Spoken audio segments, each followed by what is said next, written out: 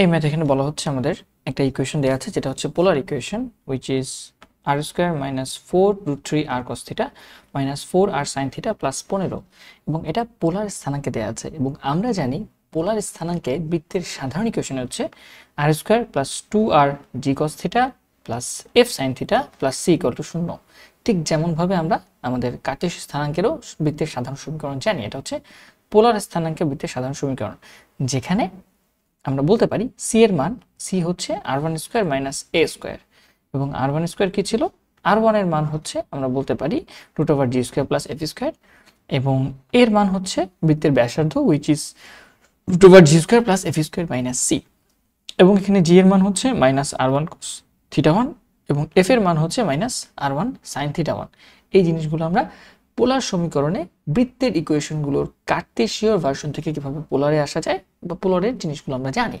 তাহলে আমরা যেটা করব, আমাদের এই পোলারের সাধারণ ইকুয়েশনের সাথে আমরা এই পোলারের সাধারণ ইকুয়েশনকে কম্পেয়ার করব এবং কম্পেয়ার করে ফাইনালি আমরা বৃত্তের সেন্টার r1, থিটা 1 এবং বৃত্তের যে রেডিয়াস আছে ব্যাসার্ধ √g square plus f square minus c সেটা বের করব।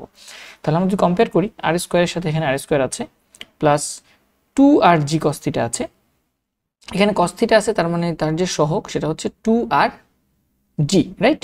তাহলে আমরা বলতে পারি প্রশ্ন মতে, সুতরাং এখানে বলা যাচ্ছে মাইনাস 4√3r এটা হচ্ছে 2gr।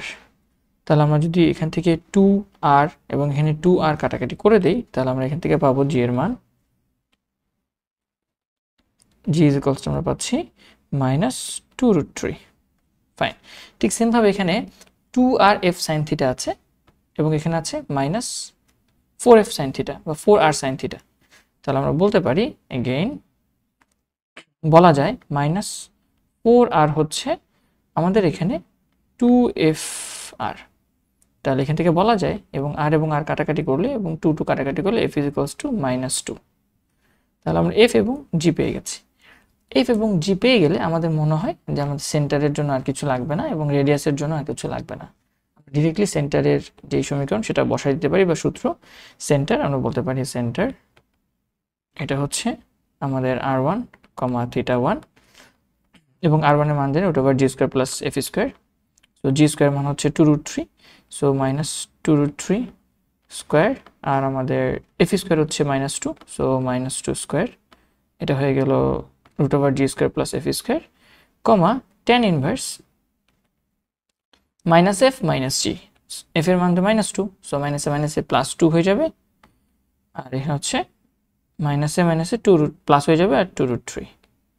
ফাইন, তাহলে আমরা বলতে পারি এখানে আমাদের আসতেছে কত 4 3 মানে 12 আর এখানে আসতেছে 4 16, 12 4 হচ্ছে 16, 16 কে রুট করলে আমাদের আসতেছে 4 এন্ড এখানে 2 কাটাকাটি করলে tan ইনভার্স 1/√3, tan ইনভার্স 1/√3 এর মান হচ্ছে আমাদের π/6।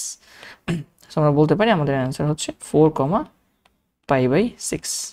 এটা হচ্ছে আমাদের সেন্টার এবং আমাদের radius r √g square plus f square minus c g square plus f square minus c। এখানে c এর মানটা বের করা হয়নি, c এর মানটা আমরা বের করে ফেলি। আমরা দেখতে পাচ্ছি, খেয়াল করে দেখো c এখানে একা আছে এবং এখানে c 15 আছে, তাহলে আমরা বলতে পারি এবং c এর মান হচ্ছে 15। তাহলে আমরা যদি মানগুলো বসাই দিই তাহলে আমরা বলতে পারবো g স্কয়ার হচ্ছে -2√3 whole square plus f square হচ্ছে -2 স্কয়ার মাইনাস c হচ্ছে 15। সো এটা ক্যালকুলেশন করলে আমাদের এখানে 12 আসে, এখানে আসে 4 16, 16 থেকে অ্যাঙ্গেলে 15 এবং রেডিয়াসের মান আমাদের আলটিমেটলি আসে হচ্ছে 1। সো এটা হচ্ছে আমাদের রেডিয়াস এবং এটা হচ্ছে আমাদের বৃত্তের কেন্দ্র।